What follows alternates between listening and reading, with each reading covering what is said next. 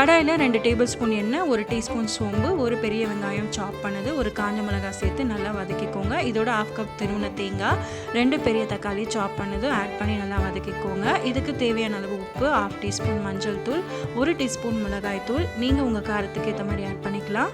1 table spoon மல்லித்தூள், 1 teaspoon garam masala. சைடில் நல்லா எண்ணெய் வர அளவுக்கு நல்லா வதக்கி எடுத்துக்கோங்க. இதை ஆற வச்சு கொஞ்சமாக தண்ணி சேர்த்து ஃபைன் பேஸ்ட்டாக அரைச்சி எடுத்துக்கோங்க. அடுத்து இன்னொரு கடாயில் 1 டேபிள் ஸ்பூன் எண்ணெய், கொஞ்சமாக கரம் மசாலா ஸ்பைசஸ், ஒரு பெரிய வெங்காயம் சாப் பண்ணது, 1 டீஸ்பூன் இஞ்சி பூண்டு பேஸ்ட் சேர்த்து லோ ஃப்ளேமில் வதக்கிக்கோங்க. அரைச்சி வச்சுருக்கிற மசாலா ஆட் பண்ணிவிட்டு 3/4 கப் தண்ணியை ஆட் பண்ணியிருக்கேன். இது ஒரு கொதி வந்ததுக்கப்புறமா உப்பு செக் பண்ணிவிட்டு உப்பு ஆட் பண்ணதுக்கப்புறமா தேங்காய் பால் ஃபஸ்ட் தேங்காய் பால் ஆட் பண்ணிவிட்டு லோ ஃப்ளேமில் வச்சுட்டு 3 முட்டையை உடச்சி ஊற்றி 10 மினிட்ஸ் லோ ஃப்ளேமில் குக் பண்ணி எடுத்திங்கன்னா சூப்பர் டேஸ்டியான மலபார் ஸ்டைல் முட்டைக்கறி ரெடி. லாஸ்ட்டாக கொத்தமல்லியும் கருவேப்பிலையும் தூவி சர்வ் பண்ணலாம். தேங்க்ஸ் ஃபார் வாட்சிங்.